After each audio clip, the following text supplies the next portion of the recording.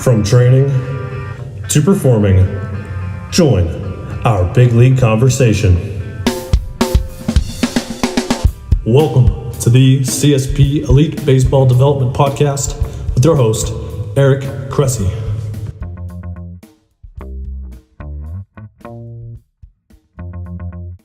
Hi, guys. Welcome back to the podcast. This is Eric Cressey, and I'm really excited for another episode. Today's guest is Steve Cishek, and he's outstanding. I'm sure you're really going to like it. Before we get to it, though, I want to introduce today's sponsor. If anyone's looking for a fantastic gift for the baseball fans of your life, Lumberland Company has you covered. They've hollowed out the bat barrel and created the coolest drink mug ever. These bat mugs are fully customizable and great for commemorating any special occasion.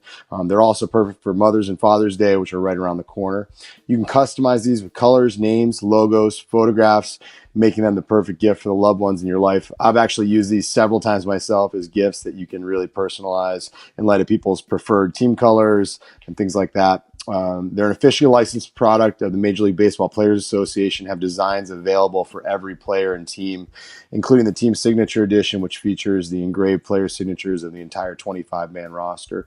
Drink straight from the barrel all season long with the Lumberland Bat Mug, the official mug of America's pastime. They're 100% handmade in the USA and designed exactly how you'd like.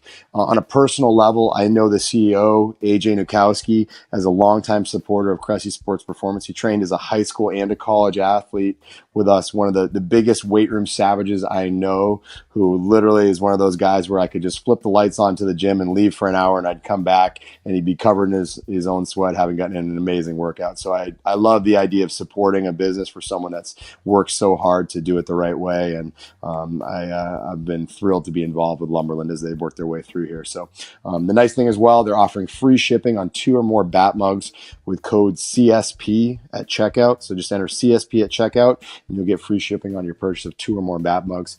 Go to lumberland.com. That's LUMBERLEND.com, and you can design your own bat mug today. Lumberland's the home of the original bat mug.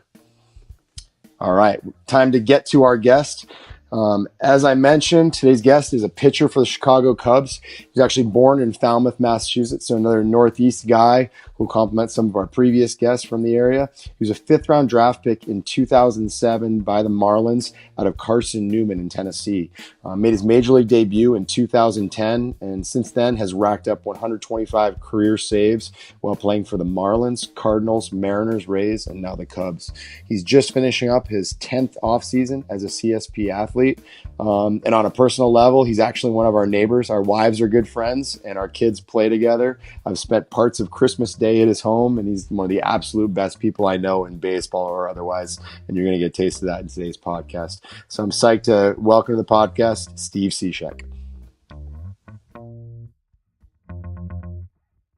Welcome to the show, Steve. Yeah, thanks for having me. All right, so we're gonna jump right into it, and so we first started working together in I think it was 2010, and you were making the long commute from Falmouth, Mass to Hudson, Mass, which is hour and 45 each way, right?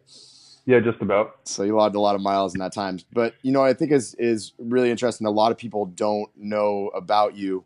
Was that like you weren't just like you didn't roll out of the womb and become a big leaguer. Like you were actually a really late bloomer, especially being a guy from Massachusetts. Multi-sport athlete growing up, right? Yes. Absolutely. And give me a little feel for what high school Steve Cishek looked like and played like. Well, I just had I played basketball and baseball in high school. So in basketball, I was more of like a shooting guard. So it was probably 5'9" my freshman year, then shot up to like 6'2" my sophomore year, and so on to my senior year. I left at around 6'5", but 6'5", 175, soaking wet. Absolutely. And so needless to say, I was a little uncoordinated. My Legion coach called me Bambi because he thought I looked like a newborn deer running around. So, it was funny and everything, but when you say late bloomer, all I knew how to do was compete. I didn't really, train in the gym, barely, never long tossed. Like when we went from basketball season right to basically baseball tryouts within like a week after the season. So there wasn't much preparation there. And I just went out there and competed, and that's all I had. And, until I went to college. And it's interesting too, because there'll be a lot of coaches that'll listen to this, and there's so many young players who are adamant that they need to go and play Division 1, and they have like this giant pie in the sky dream. And in many cases, there are kids that just need a little bit more time, and that's particularly the case with guys who are multi-sport athletes who may not be able to do like the lengthy winter throwing program, or even play well into the summer because they're getting into a fall sport or something like that. And was that your case as well? I mean, did you get interest from a lot of schools, or was it crickets? It's kind of cricket. So once the summer before my senior year, I went and did a Boston College baseball camp, and the coach there was interested, but because I was so like, I don't know, undeveloped, I guess, I'd have to go to like a prep school and all this stuff before, and I didn't really, want to do that. So other than that, like some smaller schools were interested, but for the most part, I did my own recruiting. I sent out these awkward VHS tapes of me, hoping to throw 85 someday is what I said, and all these videos. And it got to a point where even when I was in Carson Newman, that they'd bust those tapes out and just start ragging on me. It was hilarious. But yeah, I didn't really get many D1 looks, if any. And a lot of the schools I sent VHS tapes out to never really contacted me back, except for a couple. That's shocking. Yeah. So, I mean, it ended up working out, obviously in the long run, but like I said, they weren't interested in like a little skinny kid that threw about 82 miles an hour, some of these schools. So absolutely. And then, when you got to college, what were the biggest changes? What were the eye-opening experiences that really helped your development the most?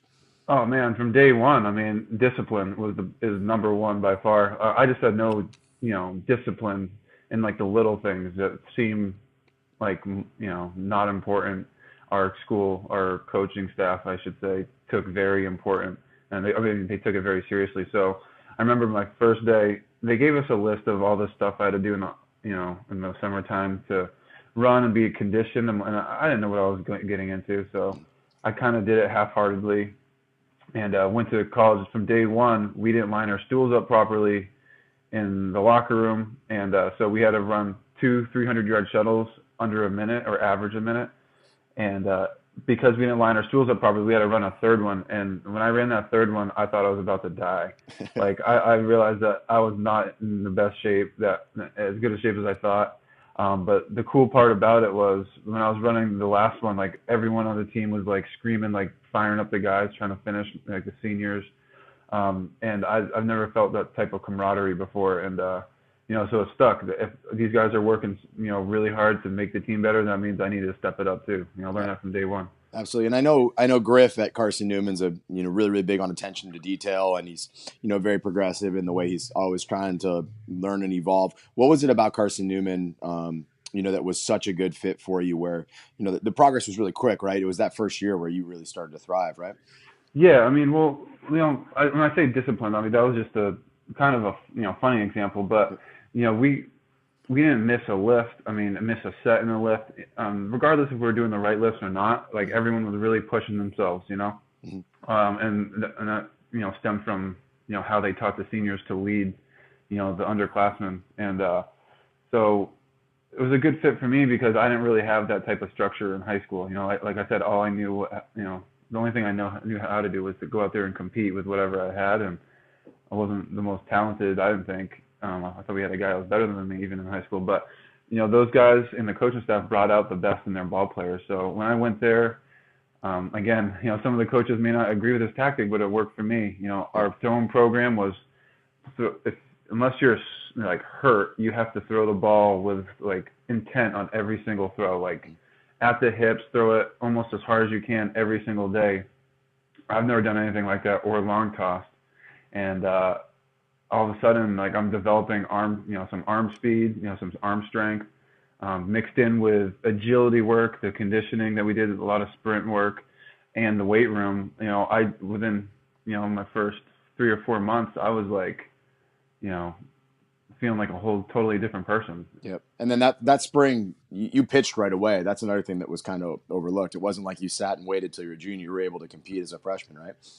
Yeah, so that was the crazy thing. I think I left that spring maybe topping out at 84. I came back, I remember I hit 86 on the gun from my first like inter squad before the season started in like January or February, and I was like pumped, like holy cow, I can't believe I'm throwing that hard. Well, then fast forward to our first game of the season, I'm going in against the number 14 team in the nation, first series.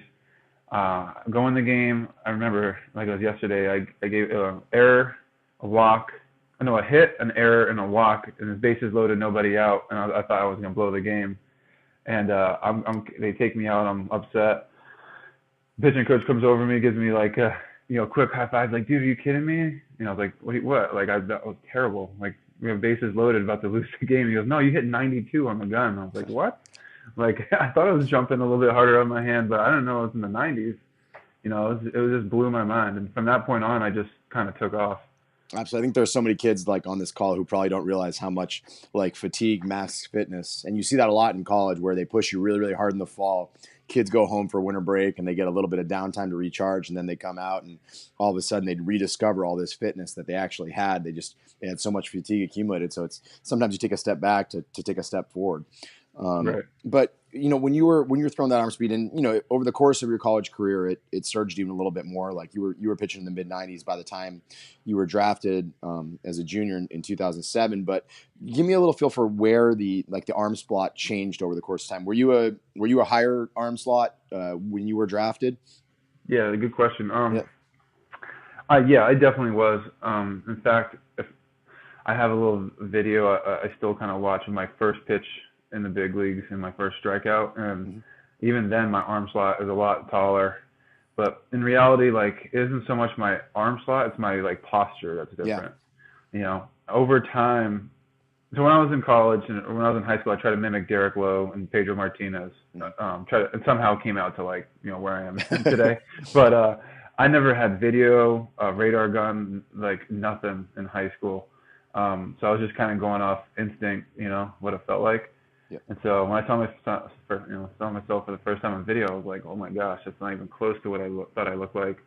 And I just kind of went with it though. And so fast forward to now. Over time, honestly, I think with some fatigue in there from pitching, multiple days in a row in the big leagues, just trying to find a way to keep the ball down with sink.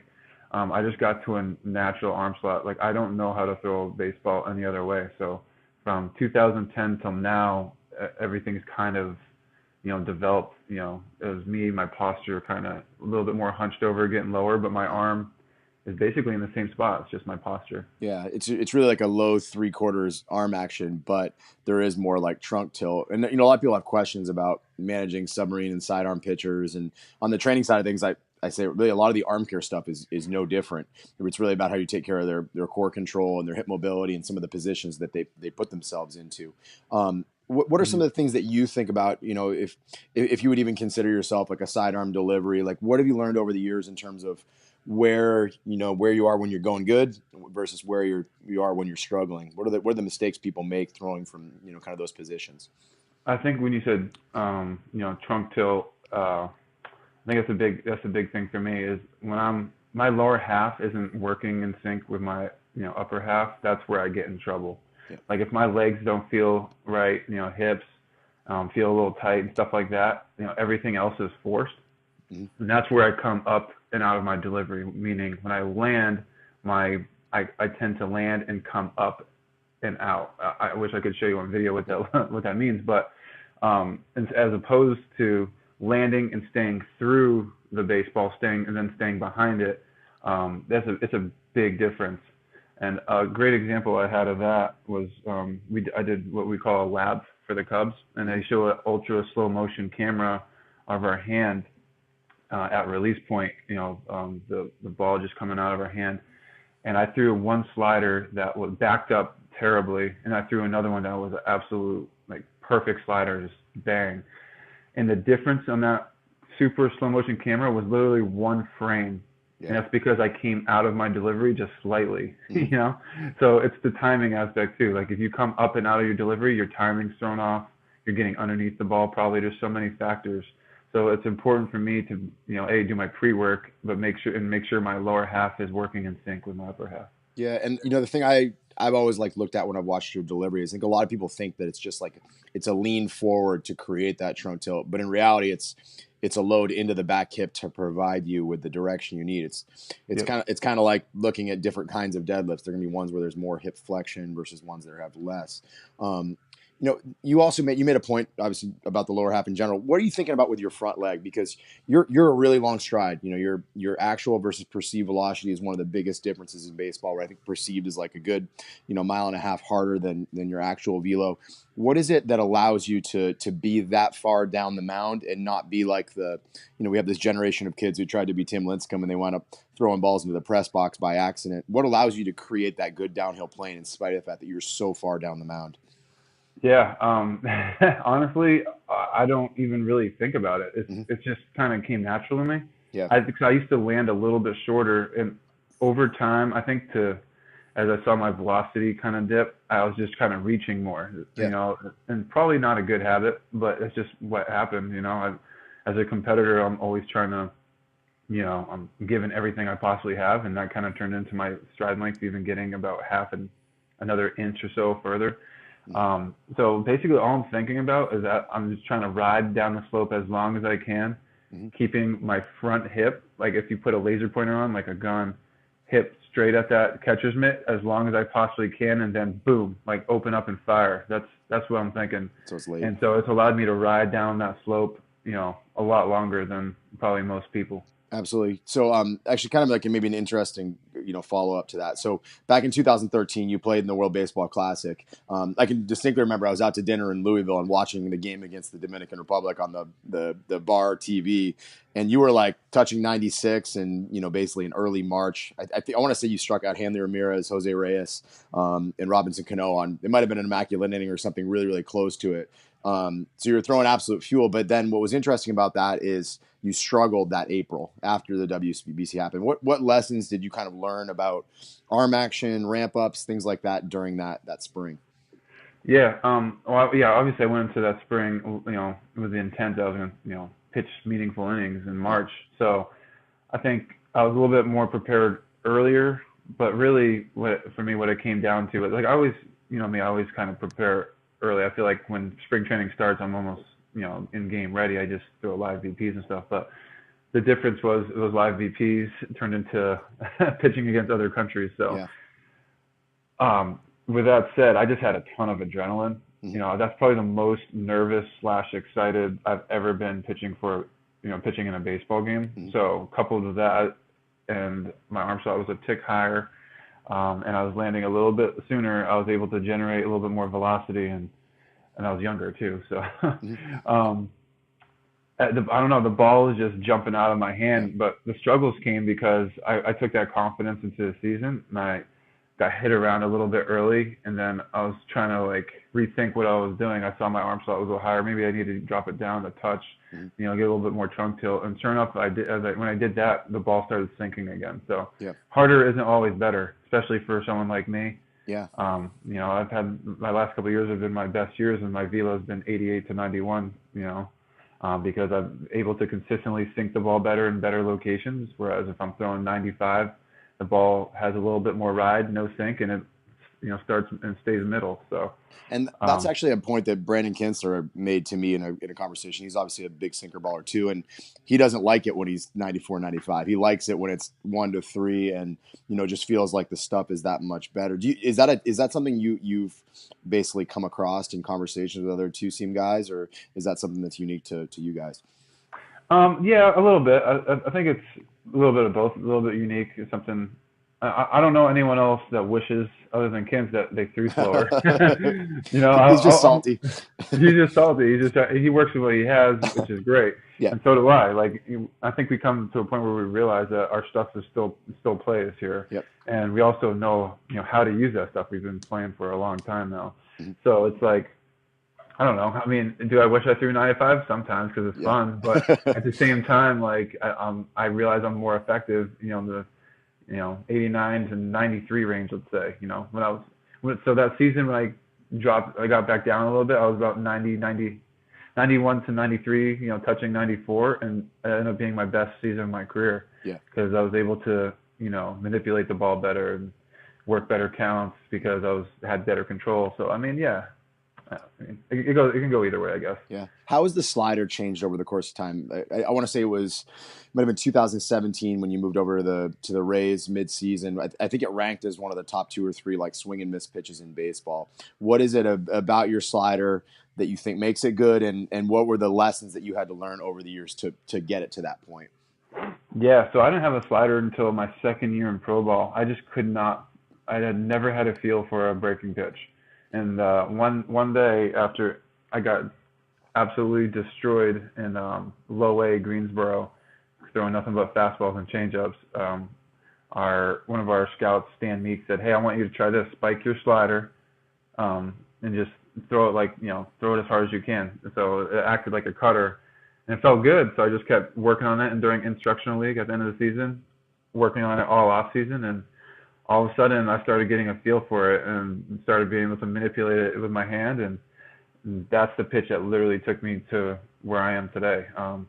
Now I don't throw it as hard, but it has more break, and I get more swings and misses than I did when I was throwing it harder. So I'm kind of just rolling with it.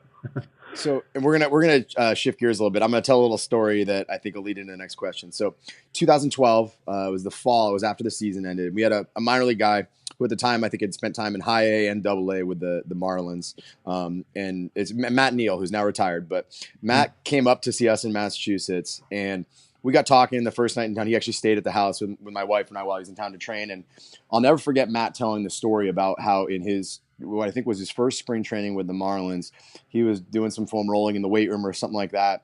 And you literally came over, introduced yourself to him, shook his hand. At that point you were the closer. And I think that was 2012 was the year that you had the really, really good year with, consecutive save streak and all that stuff. And his mind was just blown that like the big league closer, a guy who's really established himself at that point, went out of his way to go and introduce, yourself to a kid in high A that nobody knew. And presumably you did that to a ton of guys.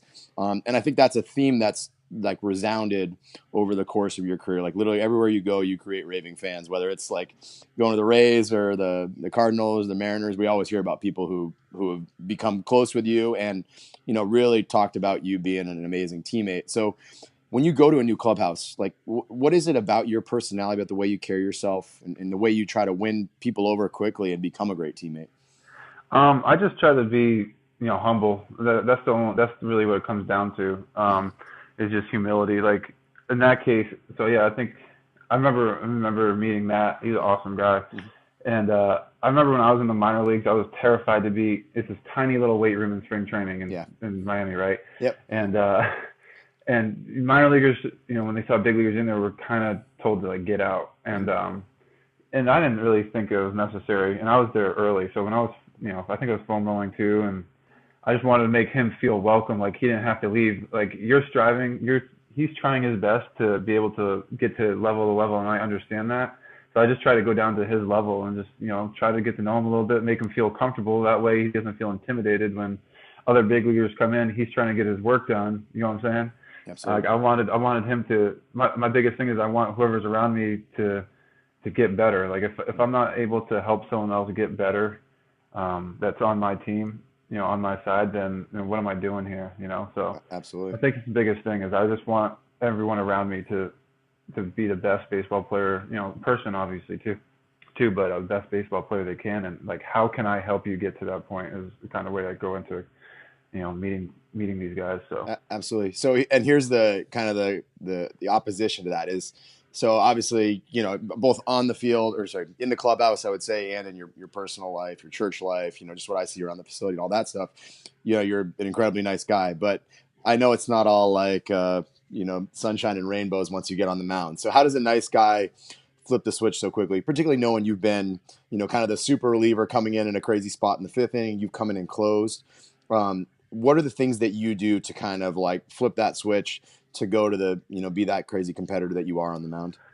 Yeah, I'm super competitive. I mean, you see me and DJ play ping pong. I hate losing so much. And, I didn't really kind of develop that until those college years, I think. And, with how those guys pushed me. But anyways, when the fifth inning rolls around, I drink my Red Bull, after I drink that and I start getting up, moving around, trying to get it flowing, and the whole time I'm moving, I'm thinking of myself just, punching guys out, and the crowd getting into it, like all these things that create adrenaline. And I'm just trying to pump myself up every single night. It's not easy most nights, but as long as I do the same routine, and I prepared the same way, if I prepared hard in the off season, if I prepared before that game, did my homework on it, all those things combined into one product on the field. Like, rest assured, when I go out there, I've done all my homework. I've worked hard. I can lean back on those things, Yeah. and then my faith comes in too.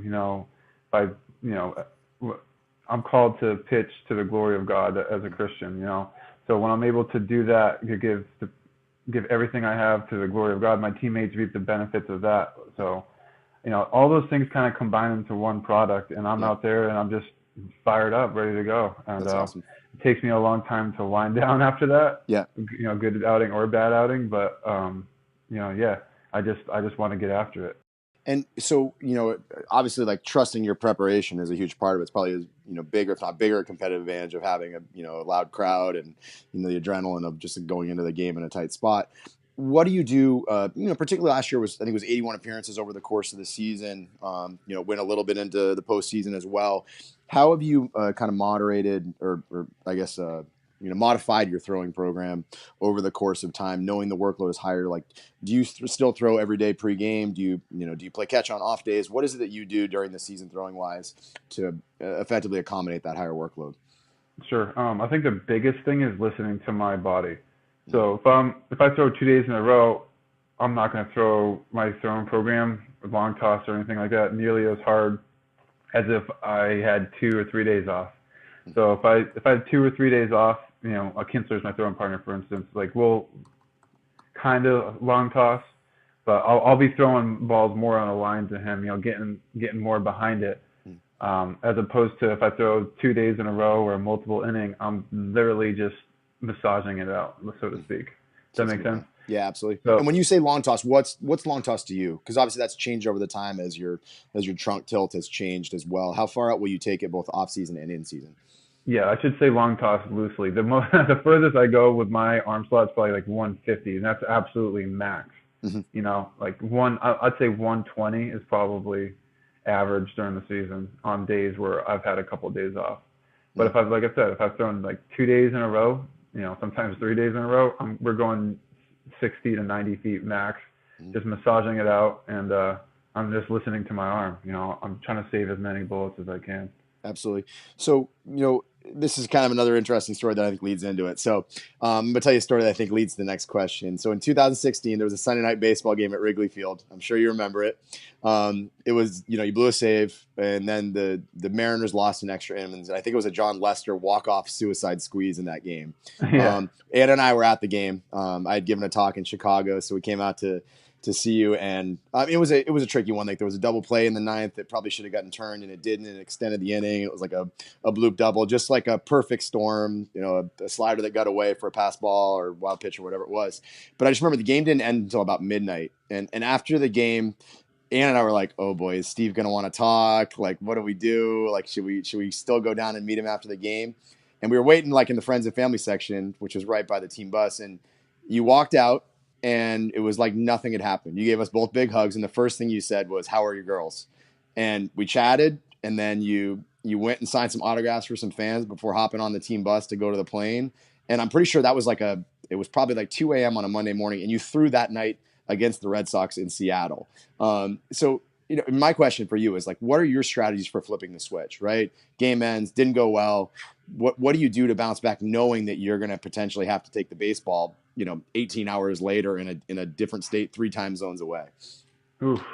That night, I'll probably won't forget that one, because next day I pitched, gave it up that game too, but that's when I went on the DL. My hip. That was when your hip was pretty bad too, and you didn't complain about it at all. Like, it was never an excuse for you. Yeah. And so what is it that allows you to turn around on days like that when it doesn't go well, but knowing, hey, I've got to be ready the next day?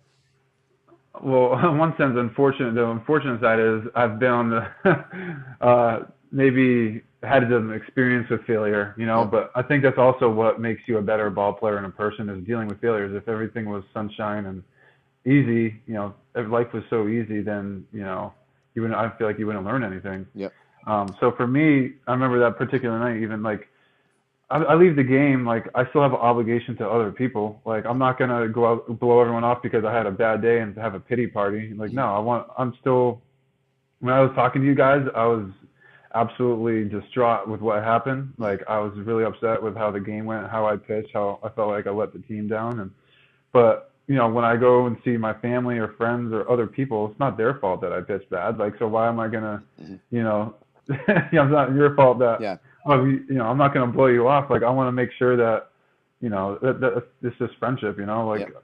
I want to go over there and, chat with you guys and, I'll try my best to act like nothing's happened, but deep inside, like I was, Yep. Struggling. Yeah. You do your best to compartmentalize things, right? Yeah. You compartmentalize because like you said, the next day, like you don't have room to dwell on it. You have to go back out there and pitch. Your team's relying on you. So I could either sit there and throw a pity party and just throw in the towel, or I can just, pull my socks back up, put my pants on, and go out there and grind it out again, just like the rest of my teammates are. So I think that's what it is, those guys are out there every single day, they're giving everything they possibly have, and they don't feel great. Like, I need to do that too. Like, that's just the way it is. And so, yeah. That's good. I just don't take my outings home with me, basically, is what it comes down to. And I think it's probably easier to do that now that you've got young kids and all that. There's always a distraction once you actually get back to the home life. And I've heard that from a lot of guys over the years. Yep. No, for sure. Like, it's like I come home, it's the best thing ever. My daughters, they don't know like what happened. They always say, "Oh, great job, Dad. I could have given up a grand slam." Like, and that makes it easier, to be honest with you, than before when I didn't. We didn't have children, or Marissa and I weren't married yet, but it's not my girl's fault that Daddy had a bad day. I'm not gonna take it out on them. Absolutely. So let's talk about in-season training. There are a lot of relievers that are listening to this, and pitching coaches who manage relievers. And I think one of the questions that we get over and over again from kids is like, particularly on the college side of things, they just don't know when to squeeze in lifts. They don't know whether they're going to throw 3 times on a college weekend and then a midweek game. Talk about what you do from a lifting schedule during the season, and how it's kind of evolved over the years. Yeah, it has definitely evolved over the years. I think like the big thing, back when I was the Marlins was, oh, you got to lift upper body after you pitch. I'm like, well, I don't know when I'm going to pitch. I'm a reliever.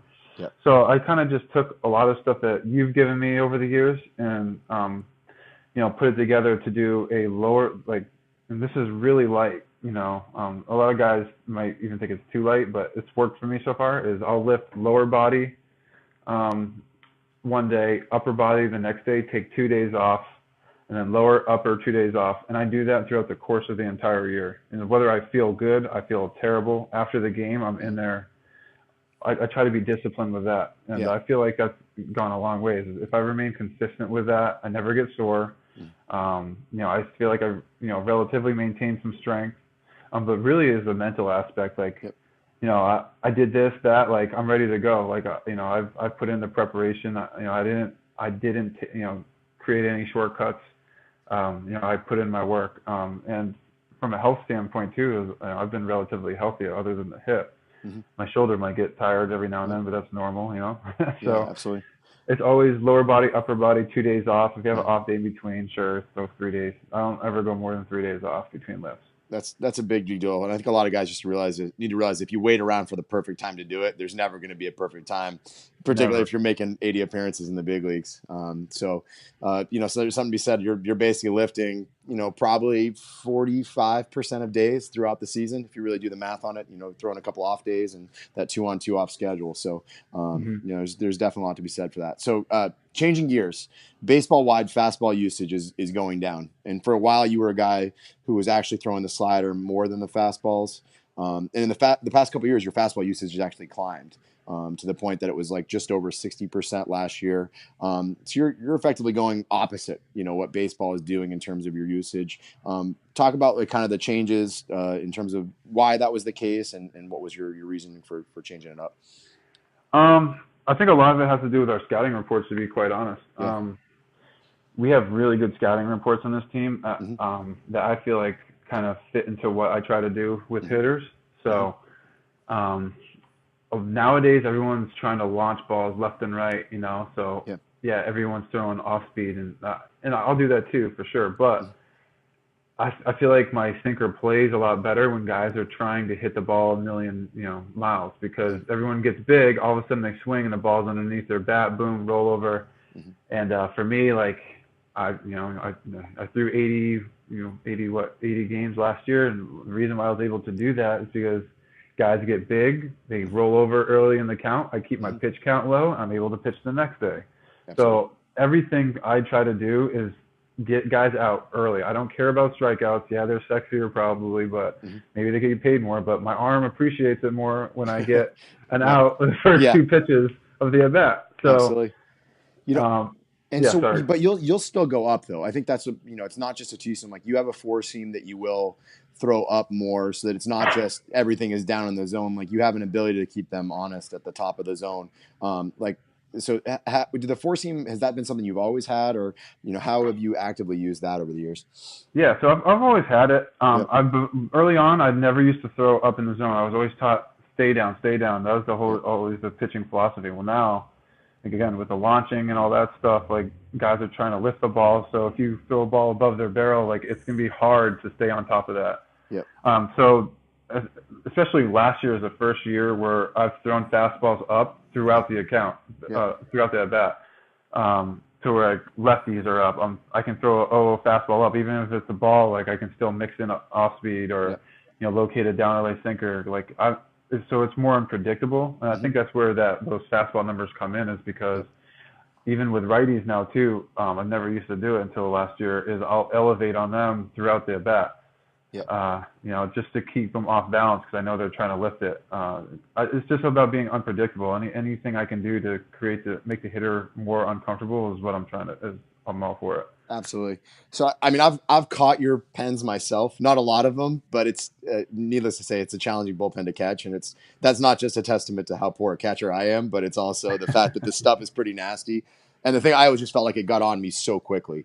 You've obviously thrown for a lot of catchers, having been with the Marlins, the Cardinals, the Mariners, the Rays, and now the Cubs. Talk a little bit about like catcher rapport. I know you loved throwing to Jeff Mathis during your time with the Marlins, and a lot of guys say he's the best receiver they've ever thrown to. What feedback do you give to a catcher? What do you ask of them? What advice would you give to younger players who are trying to build good rapport with their catchers, especially if they throw to a lot of different ones in a short amount of time? Yeah, definitely. I think the best advice for a catcher is to know your pitcher. All right, if you haven't caught the guy before, you're trying to figure him out, go up to him and ask him where you like to set up. That's huge.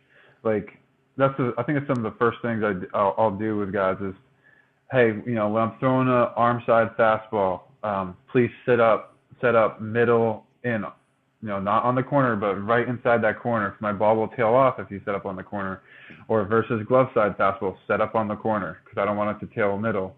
Those are huge cues that you need to know, like where to set up on your off-speed pitches. On my slider, you can set up on the corner away, but away from a lefty, I want you just, on the outside of that corner so I can sweep it over the middle. Like it goes a long way. I mean, that's the number one thing you need to know. Yeah, A, know their pitches, obviously, but B, where does he want you to set up? And then C, especially guys that throw the ball down, like learn how to get, I'm not a catching coach, but you got to learn how to get underneath that ball to make it look like a strike versus stabbing it out of the zone. I think that goes a long ways, like in terms of getting strikes called. A lot of catchers have a hard time getting their hands underneath the ball and like a sinker or a pitch down, off speed down, whereas, when you stab it out of the zone, it's taking the strike away oftentimes. And it's tough for guys like me when I'm trying to keep the ball down there on certain pitches. Like I need those strikes called, Absolutely. So I think those three things are huge. Nice. All right. So now we got the lightning round as we kind of wrap up. So what advice would you give to a teenage Steve Cishek? Get in the weight room and run. Like I was just so unathletic. I thought I was a great athlete. No, like I needed to get in the weight room a lot earlier, and with good coaching too. Yeah, strength in the teenage years puts you so far ahead of everybody else if you've got it. What about college Steve Cishek? College Steve Cishek, stop looking at the radar gun. I think so many times I went in there And scouts started showing up. I tried to light it up, and instead I was just all over the place. Mm-hmm. So I just needed to stay a little bit more humble, I think. Yeah. What about minor league, Steve Cishek? Oh, I think stay the course. I was too many times. I was, again, with the scouts too. I was afraid of what the coaching staff thought, what pitching coordinator thought. 'Cause I wanted to get to the next level. That I'd almost pitch in fear versus just going out there and attacking. And then what about the advice you give yourself on a daily basis? What rights the ship when things aren't going well? What are you telling yourself going into a game? Just, trust the process. I've been here before. Mm-hmm. I just need to be able to trust everything I'm doing, everything I've done in the past, and just realize that, I'm up here for a reason, and just be thankful for it, and then go out there and compete every day. Absolutely. All right. Easy one. I think we talked about this one before. What's more important, stuff or command? Command. All right. Favorite teammate of all time and why? Oh man, that's tough. This is rapid round still? Yeah, whatever you got. Favorite teammate and why? Probably Jeff Mathis. A, yeah, he was a great catcher, but B, he commanded the locker room so well and taught the young guys how to be a big leaguer better than anyone I've seen. Absolutely. All right. Last one is, what pitchers do you like to watch and why? I like to watch guys that have better stuff than me because it's just entertaining. Like Scherzer, like watching him because he's super competitive. I like guys that are super competitive. You can see it, and for me, it's just a joy. That's awesome. Well, this is a blast to have you on. I really appreciate you taking the time. I'm sure everybody on the call, whether it's coaches, players, parents, you name it, they're all going to really, really benefit from this. So folks can find you on Instagram at srshrek31. And we're really, really appreciative of your time. So thanks for coming on, Steve. All right. Thanks, Eric. Good talking to you. You too. Thank you for joining us on this episode of the CSP Elite Baseball Development Podcast. Subscribe to continue listening to our show on iTunes, Stitcher, Spotify, or YouTube. If you like what you heard, we'd encourage you to leave a review of our show on iTunes or email us your feedback at elitebaseballpodcast@gmail.com. Again, we appreciate you tuning in, and we'll see you next time.